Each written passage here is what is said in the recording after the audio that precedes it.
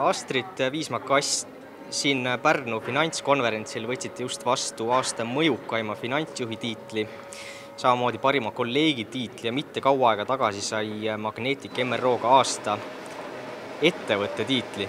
Kas hakkate autasudega juba ära ka harjuma? Ma võtan neid autasusid kui ettevõtte saavutusi, ehk siis kui oleks mina üksinda, siis neid autasusid ei oleks tulnud, kuna üksinda, nagu teada, ei jõua mitte kuskile. Ehk siis see on kõik meie inimeste poolt välja teenitud, ütleme ka juhatuse poolt õigesti langetatud otsused, mis ei pruugi tihtipeale olla sellised mugavad ja mõnusad. Ja see on nende välja teenitud. Ehk siis mina isiklikult tunnen ennast väikse mutrina seal süsteemis ja mina ei väsi ära. Kui ettevõte on seda väärt, siis see peab tulema. Kui tähtsaks peate üldse inimeste ja ettevõtete tunnustamist? Kindlasti see on hästi tähtis, sest ettevõtte tunnustamine tähendab ka inimestele hästi palju. Et üks asi on inimese kui eraldiseisva isikuna ja teine asi on ettevõtte tunnustamine, sest siis, kui ma tulin aasta ettevõtte autasustamisel tagasi, siis ma nägin, kuidas kõik 380 inimest olid. See oli nagu pidupäev nende jaoks, kuigi see oli tavaline tööpäev, me ei tähistanud, meil ei olnud mingit suurt pidu, aga see mõjus inimestele väga-väga motiveerivalt ja positiivselt. Kuidas saab hea finantsjuht end vormis hoida? Mida selleks tegema peab? Siin finantskonverentsil on juttu olnud nii majandusest ja paljudest teistest teemadest. Millega peab end üldse kursis hoidma? Ma arvan, arvestades ettevõtte tegevusi ja plaane ja strateegiat, on vaja ennast, jällegi räägin Magneticu seisukohast, et on vaja ennast kursis hoida nii Eestis toimuvaga kui ka mujal maailmas, kuna me töötame rahvusvaheliselt ja on vaja teada, ütleme, üldasju majandusest kui ka valdkonna spetsiifilisi nüansse. Millega tegeleb Magnetic MRO?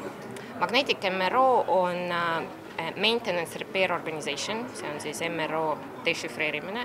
Ettevõte tegeleb lennukite hooldusega, me pakume baas- ja liinihooldust, samuti meil on mootoriosakond, Leedus asub meil müügitiim, kes tegeleb varuosade ostu-müügi vahendusega, meil on enda insenerid, me värvime lennukeid, me pakume rendiks mootorite hälle ja samuti ka koolitust.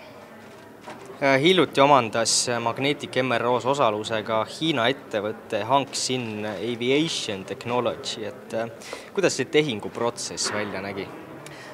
Protsess algas pihta eelmisel aastal kevadel ja siis lõppes 2. jaanuaril 2018. Nagu me kõik teame jällegi, et hästi palju puudutatakse finantsaruandlust, küsimusi, protsessi ja nii edasi ja ausalt öeldes siis, kui küsimuste arv ületas numbrit 947, ma enam ei hakanud neid kokku lugema. Tänase konverentsi teemaks siin on aju versus robot. Kui ma paluks teil teha sellise julge ja tänamatu ennustuse, et milline näeb tulevikus välja finantsjuhi töö, kuivõrd on seda muutnud robotit, tehisintellekti areng? Ma arvan, et finantsjuhi tööd peaks hästi palju aitama ja lihtsamaks tegema, aga lihtsamaks mitte istun ja joon kohvi terve päev, aga just nagu üks ettekandja mainis, et ei tegele washing the dog, aga tegelen strateegilise planeerimisega, otsuste vastuvõtmisega ja jällegi arenguga. Ja kuivõrd võiks see muuta Magnetic MRO tegevust kui ettevõtte üldiselt? Ma arvan jällegi ainult uued võimalused kiiremini, paremini ja kaugemale. Äripäeva finantsjuht Toomas Truuverk laval auhinda üle andes võrdles finantsjuhi tööd keskkaitsjaga jalgpallist, kes väravat ei löö. Kuidas te selle analoogiaga nõus olete? Rääkides Magneticust, siis ma olen Toomasega 110% nõus. Jah, see on inimene, kes väravat ei pea lööma, aga kui vaja, siis lööb ka seda. Aasta mõjukaim finantsjuht Astrid Viisma-Kass, aitäh teile ja palju õnne! Aitäh!